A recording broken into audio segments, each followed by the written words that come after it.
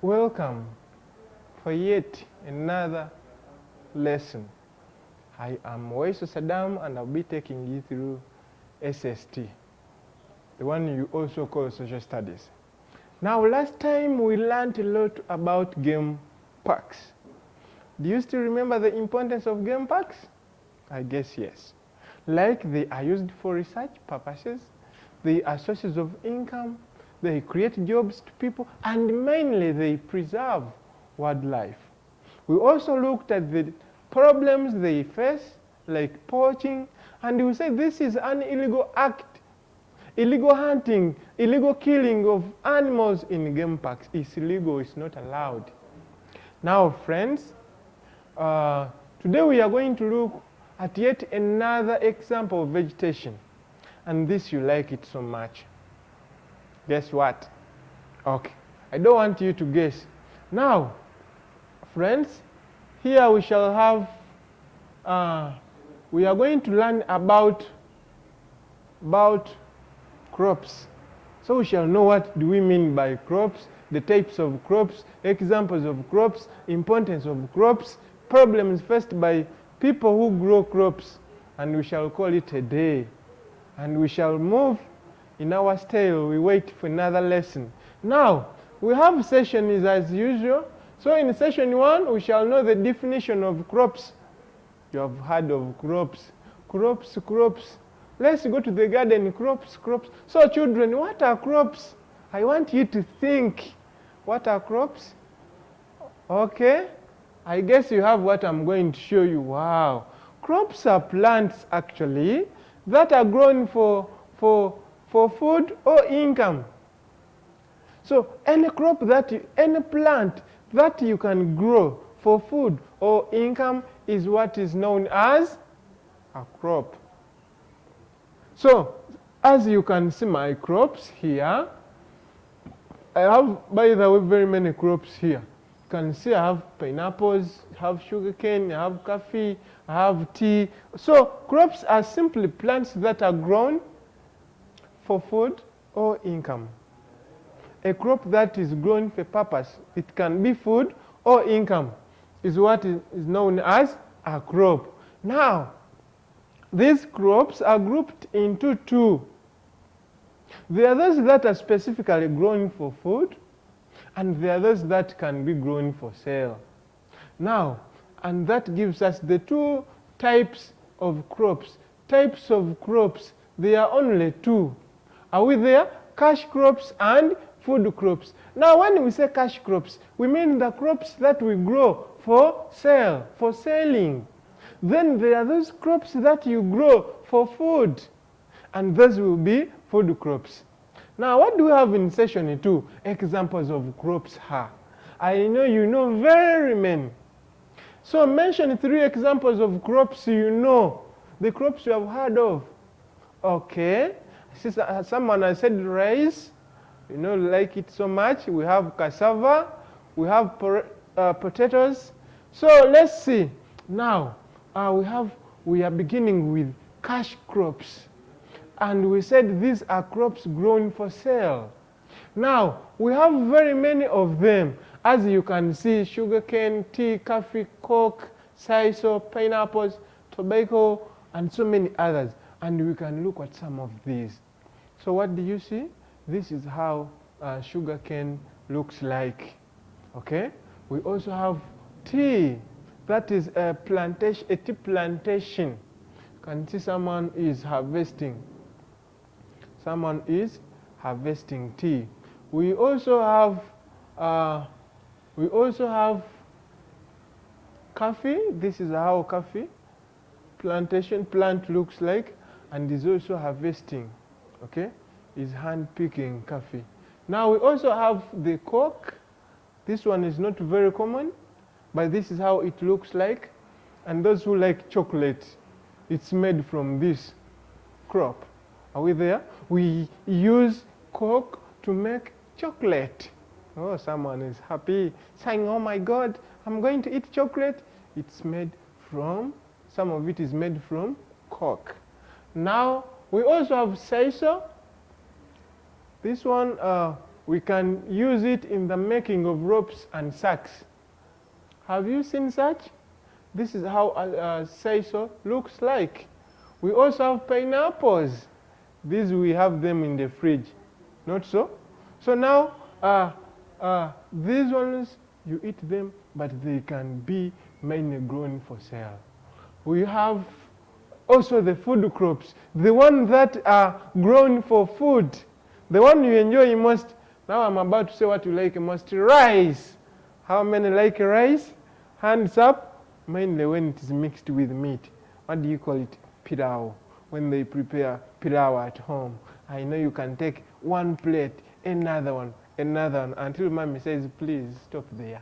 Not so? So we also have cabbages, we have potatoes, beans, bananas, cassava, pumpkin, maize, tomatoes, and many others. The list is endless. As we can look at some of them. Are you imagining my friend enjoying there? He's my friend. Have you seen him? He's enjoying food crops. So food crops are grown for food. Okay, mainly. But these days you can sell some, okay? Now, very quickly, that is rice in the garden. Most of you didn't know that we normally grow rice. As you can see here, you normally see the red one on the plate, but this is how it looks when it's still in the garden, in swamps mainly. We have the cabbages, we have the beans, we have the banana plants, we have the cassava plants, we have the, what is this? Someone should tell me what is this? Oh, a pumpkin plant, okay? And this, we have the pumpkin here itself, you see? That one?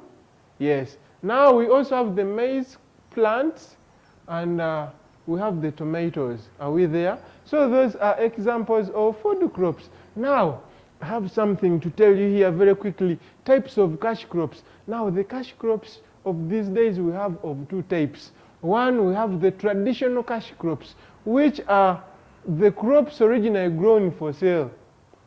Okay? Like cotton, coffee, tea, tobacco. Those cash crops can also be called traditional cash crops. The one originally grown for sale, they are known that you grow them for sale. They are called traditional cash crops. Now we also have the non-traditional cash crops. In other words, these are food crops. You know, traditionally, people used not to sell their food crops. But you know, the economy has changed, that you find people selling even food crops. So now these food crops that we sell are known as non-traditional cash crops. Are crops originally grown for food, but they can be sold. Excuse me. These days, these crops can be sold. Are we there? They used to be for food, but because of the economy, people sell them, so they are called non-traditional cash crops.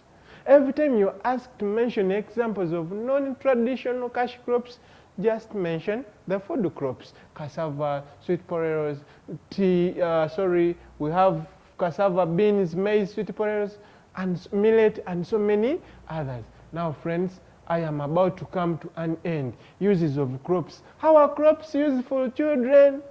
Do you like crops? Obviously, yes, I have had big yes. Now, let's see. Crops provide food. Yes. Do I need to explain that more? You can see my friend there. He's enjoying. Imagine he's enjoying.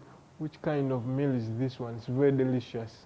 So it's for crops provide food. Oh, yeah, you can see what I am seeing here. So some crops are sold for income, for money. Okay? I'm not saying that you have to load the vehicle the way you see mine here. These people overloaded this vehicle, which is not allowed also. But I want you to see that there are those crops that are packed and they are being taken for sale. So they are sources of income after selling.